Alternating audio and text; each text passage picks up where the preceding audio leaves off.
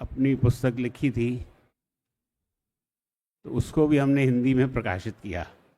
फिर उनकी biography I dare, वो भी हमने प्रकाशित की।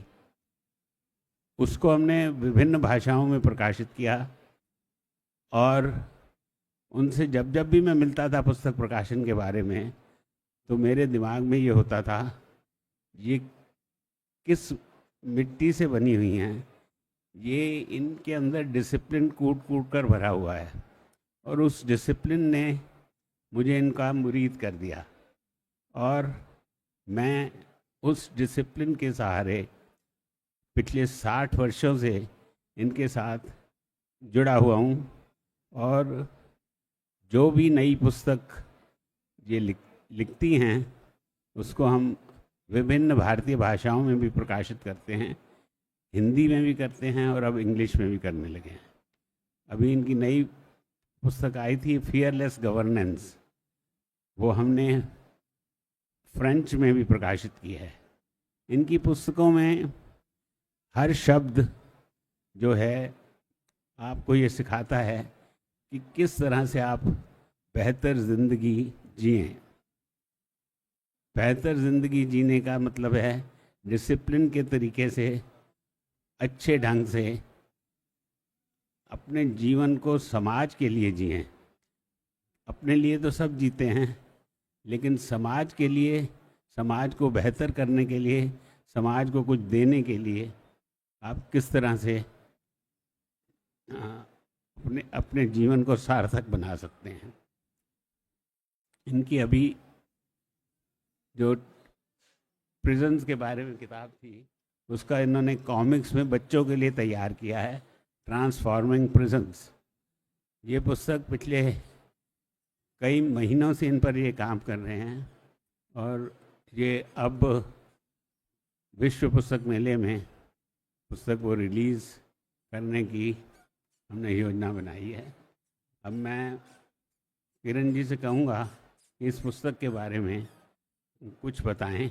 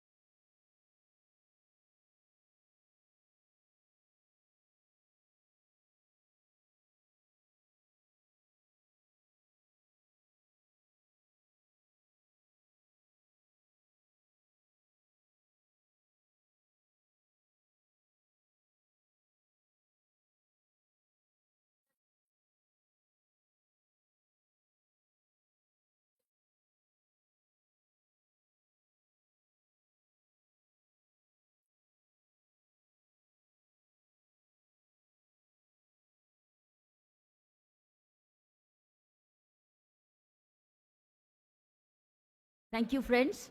We are only waiting for one of our colleague of the book, Jaydev Sarangi, who was the DIG prisons at that time.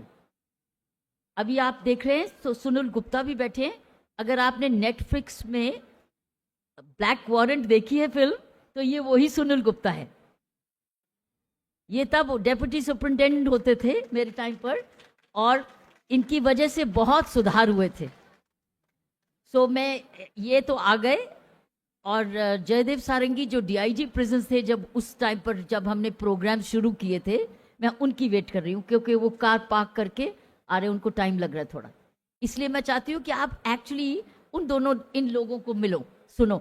Sunil Gupta को मेरा तो आपने सुन लिया है काफ़ी, इनको सुनो, सुनील गुप्ता को सुनो और जयदेव सारंगी जी को सुनो तो बहुत अच्छा लगेगा. मेरे बीच में मोनिका धवन भी है, ये director of India vision foundation के. ये जो प्रोग्राम्स हमने तिहाड़ जेल में चलाए थे, तो उसके बाद वो जो प्रोग्राम्स को एक संस्था में बदले गए, जबकि संस्था उसको प्रोग्राम्स को चलाते दूसरे जेलों में भी. ये संस्था की डायरेक्टर हैं मोनिका धवन. सो अब मैं सिर्फ सारंगी साहब की वेट कर रही हूँ. Moment he comes then we will chat, but we have about 40 minutes, है ना, 40 मिनट है हमारे पास, सिर्फ 40 मिनट, तो ज़्यादा आराम से भी बात करेंगे. So we will take time. Let's wait for mister Sarangi to join us. Okay friends, तब तक आपको, हाँ, तब तक मोनिका आपको इंडिया विजन फाउंडेशन, जो कि तिहाड़ के प्रोग्राम्स को चला रही है आगे, और कई 100 प्रिजन्स में, हिंदुस्तान के प्रिजन में ये सुधार कर रहे हैं, ये अपनी फाउंडेशन के बारे में बताएंगे. Thank you so much ma'am. On behalf of India vision foundation and diamond publisher, मैं आप सबका बहुत बहुत स्वागत और धन्यवाद करती हूँ. दिख नहीं रही वहाँ, चल. मैं आप सबका बहुत बहुत स्वागत और धन्यवाद करती हूँ. थैंक यू सो मच कि आपने अपना समय निकाल के हमारे साथ आज जुड़े हैं. इंडिया विजन फाउंडेशन का जन्म 1994 में हुआ था, जब मैम को रैमन मैग्सेसे अवार्ड मिला था. और क्योंकि मैम ने तिहाड़ जेल को एक आश्रम में तब्दील किया था, और उसी आश्रम को हम आगे कंटिन्यू लेकर जाएं, इसके लिए मैम ने इंडिया विजन फाउंडेशन की स्थापना की थी. मुझे आज खुशी हो रही है आप सबको बताते हुए कि जो तिहाड़ जेल से सफ़र शुरू हुआ था, आज इंडिया विजन फाउंडेशन पूरे देश की जेलों में अपनी सेवाएं पहुंचा रही है अपने विभिन्न कार्यक्रम के द्वारा. और अच्छा लग रहा है मुझे आपके साथ बताते हुए कि जो हमारा इनसाइड प्रिजन प्रोग्राम है, जो बहुत ही बड़ा प्रोग्राम है, जहां पर हम इनमेट्स को रिफॉर्मेशन करते हैं और हेल्प करते हैं कि वो बाहर जाके समाज के साथ जुड़ सके, उसका जो 4S मॉडल है, वो हम नेशनल और इंटरनेशनली NGOs और लाइक माइंडेड फोरम्स पे शेयर कर रहे हैं.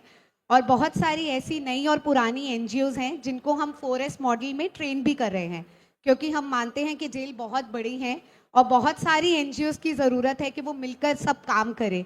तो जो हमने अपने बेस्ट प्रैक्टिसेस और चैलेंजेस अपने 30 साल के सफ़र में किया है, उसको हम और लोगों के साथ शेयर कर रहे हैं, ताकि लोगों को दोबारा से वो काम ना करना पड़े. So we don't want people to reinvent the wheel again and again. तो हमारे बेस्ट प्रैक्टिसेस और चैलेंजेस हैं जो हम NGOs के साथ साझा कर रहे हैं, और हम उनको ट्रेन भी करें, ताकि वो हमारे जैसे और भी NGOs जो जेल में जाकर काम करना चाहते हैं, उनको थोड़ी सी सहूलत हो जाएगी. इसके साथ साथ इंडिया विजन फाउंडेशन के 2 यूनिक प्रोग्राम हैं. एक है जो क्रशेस इनसाइड जेल है, जो हम जेल के अंदर 6 साल से कम बच्चों के लिए डे केयर सेंटर और क्रश चलाते हैं. और इसके साथ साथ 6 साल के बाद जो बच्चे रह जाते हैं, उनके लिए हमारा children of vulnerable family programme है. और वो जो मॉडल है वो हमारा क्रेडल टू करियर मॉडल है.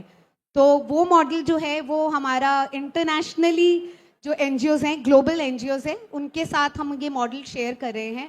और काफ़ी सराहना मिल रही है इस मॉडल की, क्योंकि वो एक एंड टू एंड है. हम क्रेडल से बच्चे को लेते हैं और जब तक बच्चा अपने पैरों पे खड़ा नहीं हो जाता, उसको हम सपोर्ट करते हैं. तो वो बहुत ही आइडल क्राइम प्रिवेंशन का मॉडल है, जो मैम का मकसद था कि हम सेव द नेक्स्ट विक्टिम, जो हमारा मिशन है, उस पर कर रहे हैं. तो हम ग्लोबल प्रिजन नेटवर्क एसोसिएशन, जो UK एंड US की ऑर्गेनाइजेशन है, उनके साथ मिलकर हम काम कर रहे हैं. इसके साथ साथ हमने देखा था जब हम काम कर रहे हैं, तो इंडियन पर्सपेक्टिव में कोई रिसर्च या स्टडीज़ अवेलेबल नहीं है. तो ना तो सोशल वर्कर्स के लिए कोई एकेडमिक है जहाँ पर हम उनको पढ़ सके, जान सकें. जितना भी है वो US मॉडल के ऊपर से रिसर्च और स्टडीज़ अवेलेबल हैं. तो हमने नेशनल और इंटरनेशनल यूनिवर्सिटीज़ के साथ पीएचडी स्टूडेंट्स के साथ मिलकर बहुत सारी ऐसी, और प्रिजन एडमिनिस्ट्रेशन का मैं बहुत बहुत धन्यवाद करना चाहूँगी जिन्होंने हमें ये मौका दिया। तो उनके साथ मिलकर हम ये रिसर्च और स्टडीज़ कर पा रहे हैं, और ये सब रिसर्च और स्टडीज़ आप हमारी वेबसाइट पे देख सकते हैं। हमारी वेबसाइट पे बहुत सारी रिसर्च एंड स्टडीज़ अवेलेबल है। हमारे बीच में डॉक्टर जयदेव सारंगी सर आ चुके हैं। सो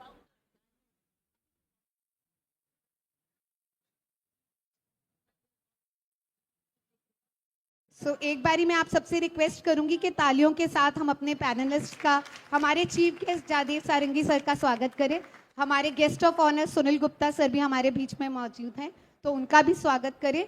और हमारी मैम किरण मैम और ऑथर इस बुक की, वो भी हमारे बीच में है।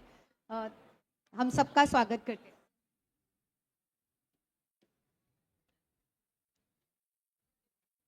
मैं अंकुर जी से रिक्वेस्ट करूंगा कि वो हमारे मेहमानों को पुस्तक भेंट स्वरूप दें।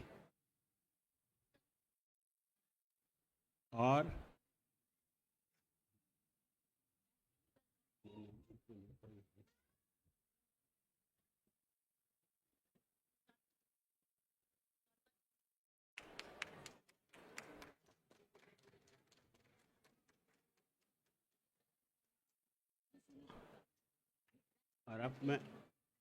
अब मैं अपने मेहमानों से पुस्तक को रिलीज़ करने की प्रार्थना करूंगा।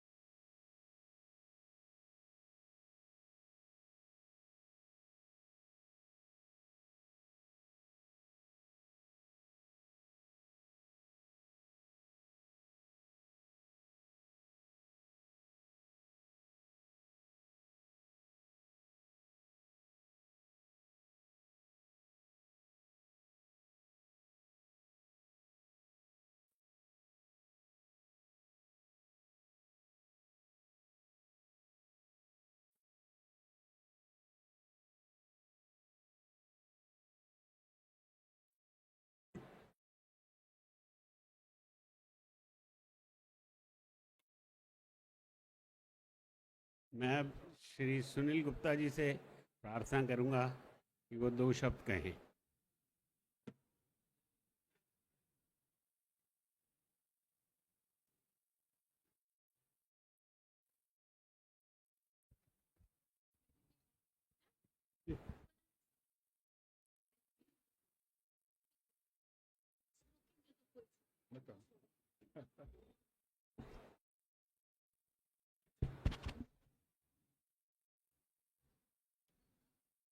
आदरणीय madam doctor Kiran Bedi, doctor Jaydev सारंगी, वर्मा जी डायमंड पब्लिशर से, और मेरे साथियों, आज मुझे खुशी है कि मैं आपके बीच में हूँ।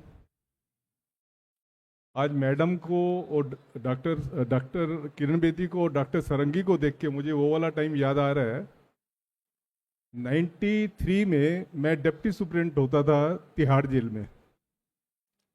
जब मैडम आईजी प्रिजन बन के आई, आप मानेंगे नहीं, एक ऐसे खुशी की लहर आ गई थी जेल में कैदियों के बीच में। मतलब आप देखें कैदी कौन होते हैं, ज़्यादातर कैदी जो है अंडर प्रिविलेज लोग होते हैं, गरीब लोग होते हैं, अंडर प्रिविलेज लोग होते हैं। उन लोगों में ऐसी लहर आ गई थी कि मैडम आई है जो कि उनके राइट्स को प्रोटेक्ट करेगी, जो उनके राइट्स को प्रोटेक्ट करेगी। और उनके साथ कोई एक्सेसेस नहीं होंगी, उनके साथ कोई मार पिटाई नहीं होगी, उनके साथ उनको जो जेल मैनुअल में जो उनको एमिनिटीज मिलनी चाहिए वो उनको मिलेंगी। मैडम अभी जैसे ब्लैक वारंट के बारे में बता रही थी, ब्लैक वारंट जो सीरियल आया है, वो एक किताब लिखी थी मैंने और सुनेत्रा चौधरी ने ब्लैक वारंट के नाम से, तो उसके ऊपर सीरीज बनी है। उसमें मैंने दिखाया है कि जेलों का क्या हाल होता था। जब मैंने ज्वाइन किया था 81 में, जेलों का क्या हाल होता था, कैसे मार पिटाई होती थी, कैसे ग्रुप बने होते थे, कैसे ग्रुप आपस में लड़ते थे। ये आप जब ब्लैक वारंट सीरीज देखेंगे तो आपको पता लगेगा। मैडम जब 93 में आई, उस समय एकदम जैसे खुशी का एक लम्हा बन जाता है जेल के अंदर कि अब सब चीज़ अच्छी अच्छी होगी। मैडम के नाम के साथ जो है अच्छाई जुड़ी हुई थी, तो सबको ये था कि अब तो अच्छा अच्छा होगा, मैडम आ गई है। सबसे बड़ी जो खासियत जो मैडम की होती थी, आप देखेंगे जो आईपीएस आईएएस या सीनियर ऑफिसर होते हैं वो दरवाजे बंद करके बैठते हैं। आप कभी भी जाएंगे आप देखेंगे वो दरवाजे बंद करके बैठते हैं, कोई आम आदमी उनके पास जा ही नहीं सकता। मैडम ने जब अपने ऑफिस में गई, प्रिजन हेडक्वार्टर में गई, इन्होंने जाते ही दरवाजे खोल दिए। मतलब मेरे को इतनी हैरानी होती थी, मैं भी वहीं हेडक्वार्टर में पहले बैठता था, मैंने कोई ऐसा आईजी नहीं देखा था कि जो दरवाजे खोल के बैठे ताकि किसी को भी अगर आना है तो आके कभी भी जो ऑफिस के टाइम होते हैं उसमें मिल सकता है और उसके बाद भी मिल सकता है। मैं आपको बताऊं, जो लोग इनको मिलने आते थे उनके पास खाली जेल की समस्याएं नहीं होती थी, अपनी पर्सनल समस्याएं होती थी। किसी को बैंक का लोन चाहिए होता था, किसी को कुछ और चाहिए होता है, किसी को स्कूल में एडमिशन करवाना होता था। वो लोग आते थे और मैडम ने कभी किसी को निराश नहीं किया, कभी किसी को निराश नहीं किया। उसके बाद जो मैडम ने मुझे कहा है कि मैं आपको बताऊं, 94 में एक विपश्यना का कैंप लगा था। आपने शायद सुना होगा SN गोयंका जी की विपासना मेडिटेशन, सुना है आप लोगों ने? विपासना मेडिटेशन जो गुरु गोयंका जी थे उनका एक सपना था, बल्कि गुरु गोयंका जी के गुरु जी का सपना था कि कोई विपासना मेडिटेशन हो जिसमें 1000 से ज़्यादा लोग जो है आके बैठे, पर वो सपना पूरा नहीं हुआ था, वो सपना अधूरा था।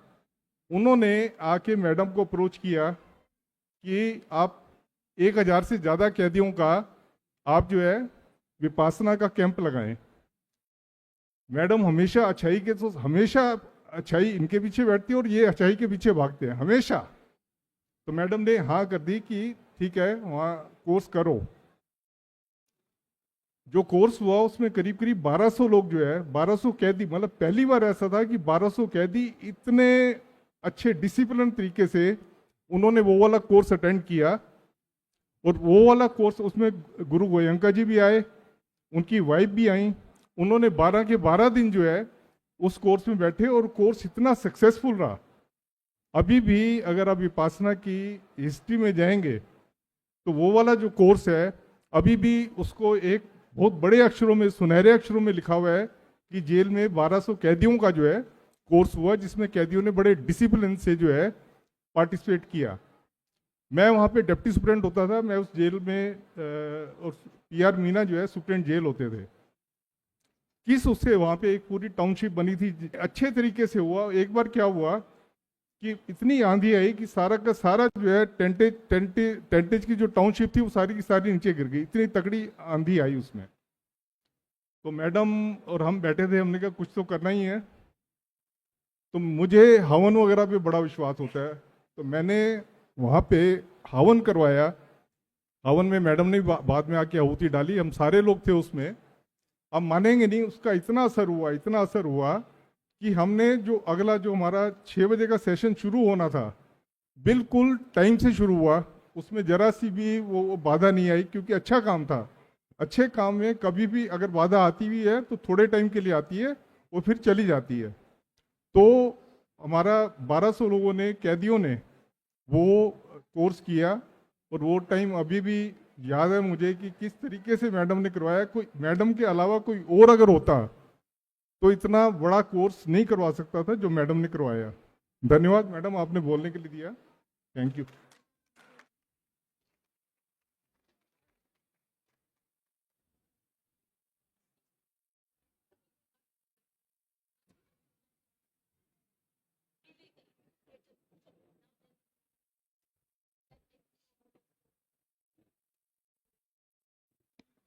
मैं श्री जयदेव जी सारंगी जी से रिक्वेस्ट करूंगा कि दो शब्द कहें।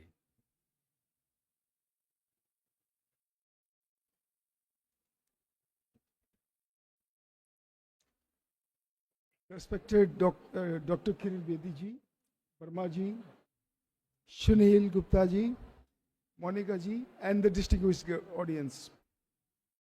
Actually, आपको कभी अगर ये तजुर्बा हो कि स्कूल में आपको अगर कहीं पर कभी चीफ गेस्ट बन के जाना हो और वहाँ स्कूल के प्रिंसिपल भी बैठे हो डायज में, तो कितना कठिन होता है बोलना। मेरे बच्चे, जब मैं डीआईजी था और मैडम आईजी थी, तो मेरे बच्चे छोटे छोटे थे, तो जब कभी मैं डांटता था उनको तो बोलते थे कि तुम्हारे मैडम को, टीचर मैडम को बोल देंगे, डांटेंगी तुमको। तो टीचर मैडम साथ बैठी हैं। एक्चुअली ये जो तजुर्बा है हम लोगों का तिहाड़ जेल में काम करने का, गुप्ता एस्केप कर गया। इसके बाद Sunil Gupta ji deputy superintendent 2 promotion हुए और उसके थोड़ा दिन के बाद मैं सुपरिंटेंडेंट जेल बन के 87 में पहुंचा।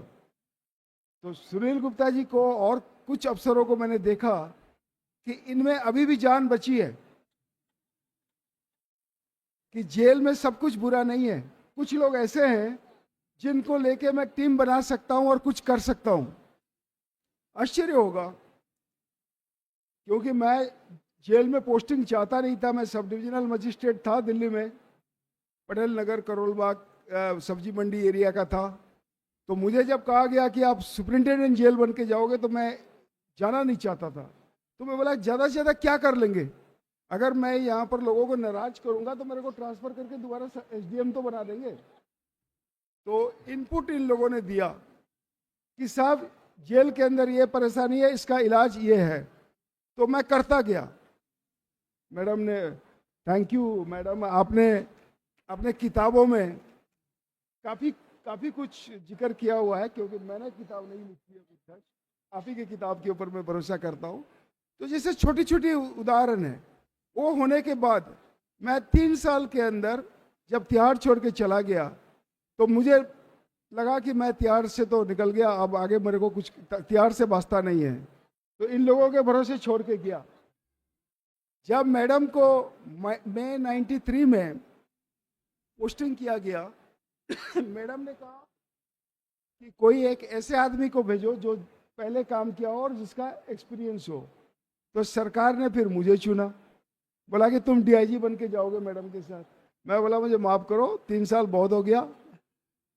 तो फिर वो डिसीजन के लिए मैं रिपेंट नहीं करता हूं, क्योंकि मैडम के साथ 2 साल जो हम काम किए, उस 2 साल के अंदर जो मेरे में क्षमता था या जो तजुर्बा मैंने हासिल करी थी, मैडम ने उसको इस तरह से लीडरशिप क्वालिटी के वजह से ट्रांसलेट कर दिया कि वो वर्ल्ड का बेस्ट प्रिजन रिफॉर्म मॉडल 2 साल के अंदर बन गया।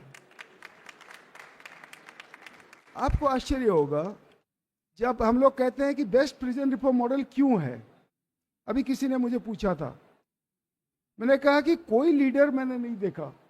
मैंने 37 साल नौकरी करने के बाद रिटायर हुआ। अभी दिल्ली सरकार से रिटायर होने के बाद मैं ये कह सकता हूं कि एक ही लीडर मैंने देखा जो आपको डिसेंट करने के लिए, मतलब आपसे डिफर करने के लिए अलाउ करती है।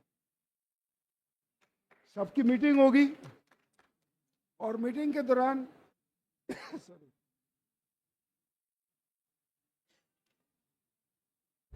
वही बात पे मैं सजेशन दूंगा और मैडम मानती नहीं थी। तो मैडम इसके बाद बोलेगी नहीं जयदेव, मैंने फैसला कर लिया, यही डिसीजन है।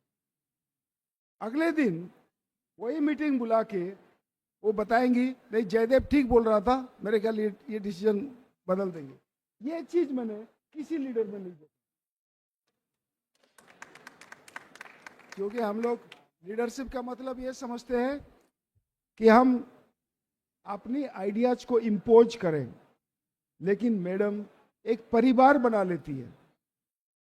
चाहे सुनील गुप्ता है, चाहे हम हैं, चाहे हम लोगों के परिवार हैं या और स्टाफ है, सब लोगों को इस तरह से ये एक घर के मेंबर की तरह बना लेते हैं कि विश्वास का रिश्ता बन जाता है और हर कोई बेस्ट देने के लिए कोशिश करता है। क्या होता था, अब फाइनेंस और मैनेजमेंट का काम, बिजनेस का काम मेरे ऊपर था। मैडम बोलती थी कि तुम काम करते जाओ, मैं विश्वास करती हूँ। मैं रात दिन काम करता था इसीलिए कि कभी कहीं गलती ना कर बैठूं कि मैडम की विश्वास टूट जाए। तो वो जो प्रेशर मेरे ऊपर था, वो लीडरशिप क्वालिटी जो है मैंने कहीं पर नहीं देखा। मैडम के बारे में जितना बताऊं उतना कम है, क्योंकि तिहाड़ जेल में हर कैदी, हर अंडर ट्रायल, हर स्टाफ महसूस करता था कि मैडम जब तक हैं वो लोग सुरक्षित हैं। एक उदाहरण देता हूं, तिहाड़ जेल में पहली बार हम लोगों ने 300-400 स्टाफ रिक्रूटमेंट किए एक ही साथ। स्टाफ रिक्रूटमेंट करते समय प्रेशर आते हैं, क्योंकि मैं रिक्रूटमेंट करता था। मैं मैडम के पास गया, मैंने कहा कि सर, नाम नहीं लूंगा, बड़े बड़े दफ्तरों से टेलीफोन आता है कि इसको सिपाही भर्ती कर दो, इसको ये भर्ती कर दो। मैडम ने मुझे कहा, तुम यही बोलो कि किरण बेदी मैडम फैसला करती है और वो किसी की सुनती नहीं है,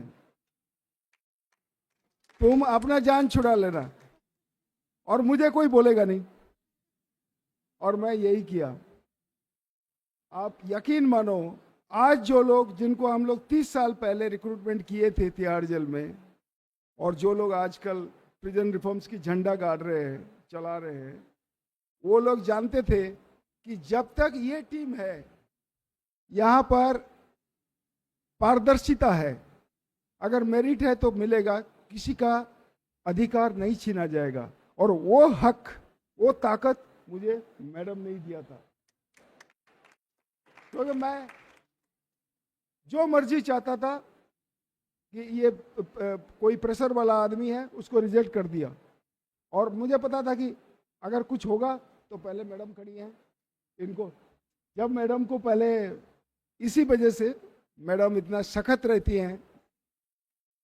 मैडम की एक बेस्ट क्वालिटी है कि एक बार फैसला कर लेती हैं तो अटल हो जाती है।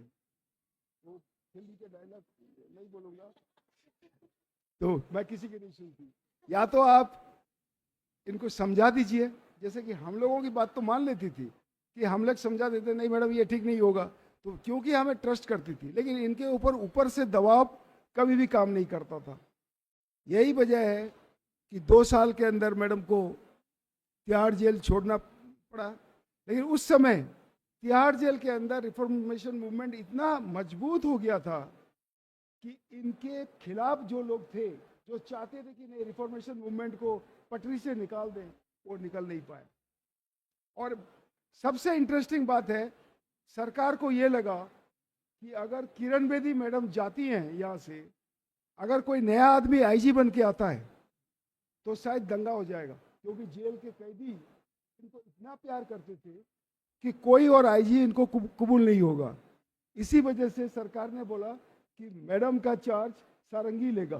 तो मैडम का चार्ज लिया, और 5-6 महीने जितने दिन मैं आईजी के चार्ज में रहा, उसी दौरान मैडम के सिखाए हुए जो भी चीज़ है, सरकार से, प्रेस से, जहाँ जहाँ पर हम लोगों को अपोजिशन मिला था, उसको और दुनिया भर में तिहाड़ जेल की जो मॉडल है उसको लोगों ने तारीफ किया। और I am grateful to you ma'am for all the training you gave. बन के आया, क्योंकि उस समय 4 जेलें थी, और 4 जेलों के अंदर, जैसे कि सुनील गुप्ता जी के किताब में भी लिखे गए हैं, बहुत कठिन था। 4 डॉक्टर होंगे, इतने सारे स्टाफ आए, और सब जब एनजीओज को ज़्यादा नंबर्स में तिहाड़ जेल के अंदर लाने की बात हुई, क्योंकि मेरे टाइम में, मैं जब सुपरिंटेंडेंट था तो कुछ एनजीओज को मैं अलाउ किया था, लेकिन जब मैडम बोली कि नहीं सिविल सोसाइटी को अलाउ कर लिया जाए, तो मैंने मैडम से कहा, मैडम अगर ये करेंगे तो सिक्योरिटी लैप्स हो सकता है। मेरी बात मानी नहीं मैडम, अच्छा ही हुआ। इसके बाद एक और चीज़ है, जब मीडिया को और कैमरा को तिहाड़ जेल के अंदर अलाउ करने की बात हुई, तब भी हमने मैडम को रोकने की कोशिश किया था, क्योंकि हमारे में वो पुराने जेलर की मेंटालिटी था ना, क्योंकि सुनील गुप्ता और हम तो पुराने सदी के जेलर थे। तो जो मैडम आई तो हमने कहा कि मैडम अगर आप कैमरा अलाउ करोगे तो सिक्योरिटी रिस्क हो जाएगा। लेकिन एक ही चीज़ है, मैडम एक बार अगर डिसाइड कर लेती थी तो इसके बाद पूरी टीम लग जाता था। इन्होंने फैसला कर लिया कि एनजीओ को लार्ज नंबर में लाएंगे, हम लोग मीडिया को लार्ज नंबर में लाएंगे, हम पारदर्शिता लाएंगे। कैमरा अगर लाते हैं, अगर बाहर के सिविल सोसाइटी के लोग अगर अंदर आते हैं, उसका सबसे बड़ी फायदा है कि जेल एक ब्लैक होल नहीं है जहां अंधेरा काल कोठरी नहीं है। बाहर के लोग आएंगे और एम्बेसडर बन के आएंगे। और यही हुआ। जो तिहाड़ जेल के बारे में गलतफहमियां थी या कुछ लोग गलत काम कर रहे थे, उनको भी डर आ गया कि भाई या एनजीओ आ रहा है या मीडिया आ रहा है, कैमरा है, कभी भी हम पकड़े जा सकते हैं। तो तिहाड़ जेल में रिफॉर्मेशन में ये बहुत बड़ा योगदान था। लेकिन हमारा टीम, हम लोग लकी हैं कि सब लोग चर्चा जरूर करते थे। एक बार मैडम फैसला कर देती थी, जब कहा गया कि एनजीओ एंट्री का लॉ ऑफिसर हो तुम, बनाओ ये क्या क्या गाइडलाइंस बनेगा, तो ये रात दिन लग के बना के लाया, हमको दिया। मैडम पुलिस के बैकग्राउंड से, मैं एडमिनिस्ट्रेशन के बैकग्राउंड से हूँ, सुनील जेल के बैकग्राउंड से हैं, लेकिन हम लोगों का मनसा एक ही था। तो हम लोग सोचते थे कि ऐसे करने से कैसे होगा, जो एक्सपीरियंस है उसको था। और जो मॉडल आज बन गया, आपको आश्चर्य होगा, तिहाड़ जेल के विपश्यना की मॉडल के बारे में आपको बताया। रिक्वेस्ट आया कि ब्रिटिश प्रिजन में स्टार्ट करना चाहते हैं, तो लंकाशायर प्रिजन में विपश्यना स्टार्ट होगा और आप जाके वहाँ के जेल स्टाफ को मोटिवेट करिए। तो मैं रग्बी में, इंग्लैंड के रग्बी में, यहाँ पर जेल का ट्रेनिंग सेंटर है, वहाँ पर 4 दिन रह के वो अंग्रेज जेलरों को मोटिवेट किया, एंड दैट इज हिस्ट्री। इसके बाद पूरा यूरोप और अमेरिका में विपश्यना फैलने लगा। तो छोटी छोटी बूंद, जो छोटे छोटे स्टेप्स जो लिए गए हैं, मैडम ने हम लोगों को जो गाइड किया, अपने एक्सपीरियंस से जो कुछ सिखाया, वो सब आगे जाके तिहाड़ जेल में भी बढ़ा और हम लोग भी जहाँ गए वो कामयाब रहे। एंड मैं प्रे करूँगा आप लोग इसी तरह से मदद करते रहें और मैडम इसी तरह से देश की सेवा करते रहे और समाज की सेवा करते रहे। All the best ma'am, thank you.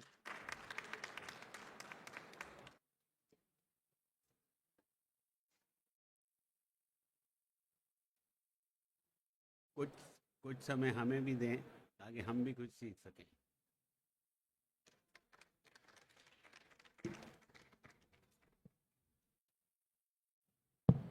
सबसे पहले मैं धन्यवाद करती हूँ वर्मा जी का और अपनी डायमंड बुक्स का। तो कई साल से जब भी कोई किताब छपवानी होती है और जल्दी छपवानी होती है तो इनको पहुँच जाती है और ये हमेशा उसको छापने के लिए तैयार रहते हैं, बिना कोई कॉन्ट्रैक्ट साइन किए बिना, कोई पेपरबाजी नहीं, अगेन विश्वास का रिश्ता। This is how Diamond Books and we all work together. इसलिए मैं बहुत धन्यवाद करती हूँ वर्मा जी आपका और आपके बच्चों का, आपकी टीम का, जो कि बहुत ज़्यादा कोऑपरेटिव है। धन्यवाद करती हूँ जयदेव का और सुनील का, दोनों का, जो उन्होंने बातें कुछ बताई जो मेरे लिए भी रिफ्रेश हुई है, मुझे भी याद नहीं थी। मैं खुश हूँ कि मोनिका भी आपके बीच में है, जो अपनी इंडिया विजन फाउंडेशन के बारे में बताने के लिए कुछ आपको ग्लिम्सेस दिए हैं।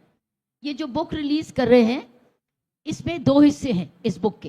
पहला हिस्सा ये है जो लिखा हुआ है मैंने क्या देखा, व्हाट डिड आई सी, क्योंकि जो वायलेंस थी वो नहीं मैं देख सकी, क्योंकि मेरे से पहले हो चुकी थी। जैसे सुनील गुप्ता ने बताया, इसका जो नेटफ्लिक्स में सीरियल चल रहा है वारंट, जरूर देखिए, पहला पोर्शन है ही इसके नाम से। ये कहाँ एक डेप्यूटी, एक असिस्टेंट सुपरिंटेंडेंट ने क्या क्या भुगता, आंखें आप सो नहीं सकेंगे, इतने परेशान होंगे कि ये अभी भी ऐसा हंसता है और इतना सुंदर पॉजिटिव एटीट्यूड है। जो इसने सफर किया, वो वारंट का पहला जो 2 मैंने एपिसोड देखे, बाकी तो और बाकी की स्टोरीज है। इसने किस तरीके से डेथ पेनल्टीज को हैंगिंग में भी करा, और लेकिन नॉर्मल इंसान रहा और नरम इंसान, सॉफ्ट स्किल्स वाला रहा, हार्डन्ड नहीं हुआ। सो इसलिए ये ज़रूर देखना। मैं बहुत खुश हूँ अपनी टीम को यहाँ देख के, क्योंकि ये टीम की वजह से ही सारे सुधार हुए थे। जैसे जयदेव ने आपको बोला कि हम लोग चर्चा सारी करते थे लेकिन निर्णय लेते थे। अगर निर्णय मेरे फीलिंग में था कि ये लार्जर गुड में है तो मैं टिकी रहती थी। अगर मैं देखती थी कि लार्जर गुड में नहीं है, आपका सजेशन बेटर है, तो आपका सजेशन होना चाहिए।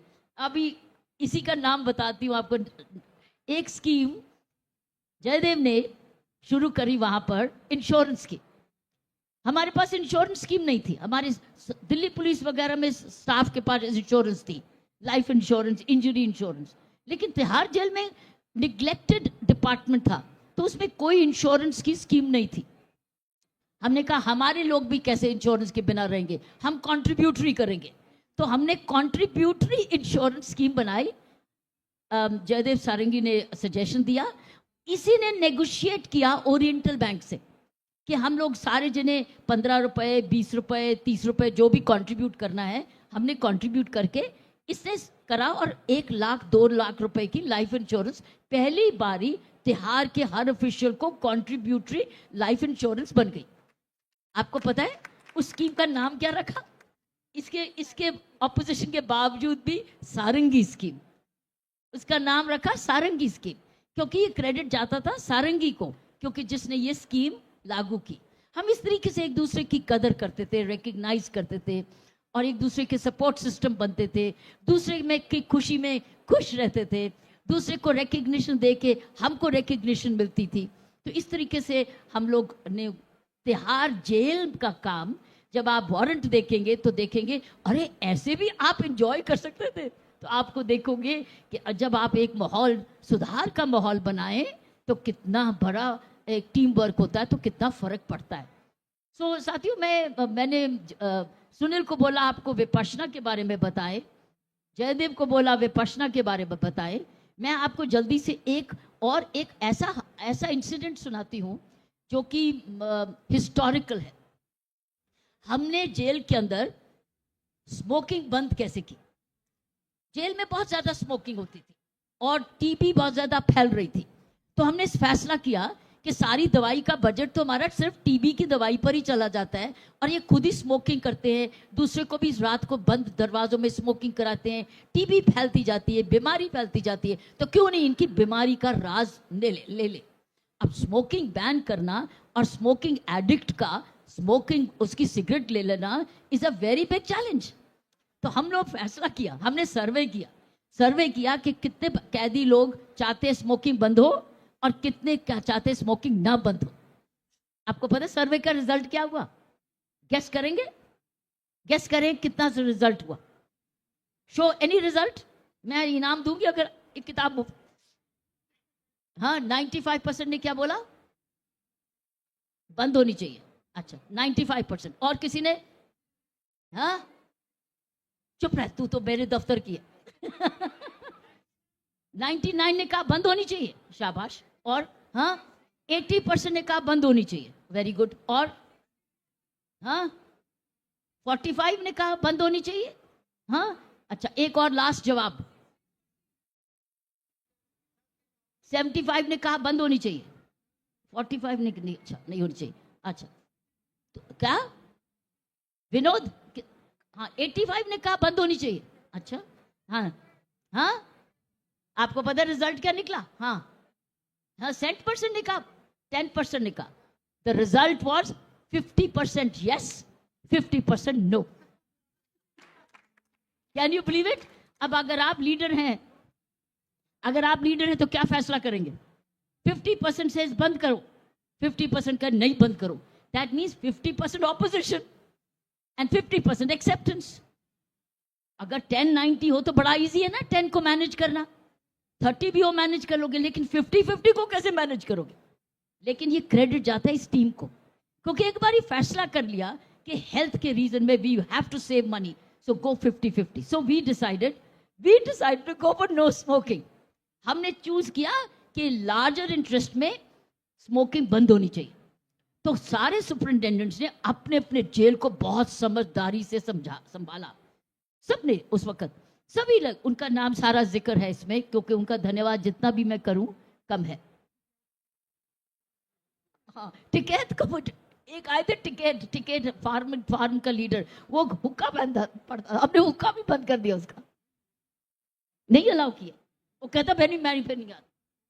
हाँ, उसको देखो सारी चीजें याद है कि एक बड़ा फार्म लीडर भी है, हुक्का करता था, हमने हुक्का भी नहीं उसको होने दिया।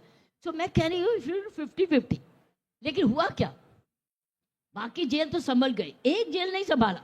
एक जेल ने चुनौती दी। कैसी चुनौती दी, हमें नहीं पता था कि चुनौती है। वो कन्विक्टेड जेल का, जो कॉन्विक्ट्स थे वाकई में बड़े जबरदस्त एडिक्ट थे। हम लोग सारी रोज शाम को प्रार्थना करते थे, मालिक तेरे बंदे हम ऐसे हो। रोज शाम को, रात को जेल बंद करने से पहले इवनिंग की प्रार्थना करते थे, सब जने मिलके आंखें बंद करके।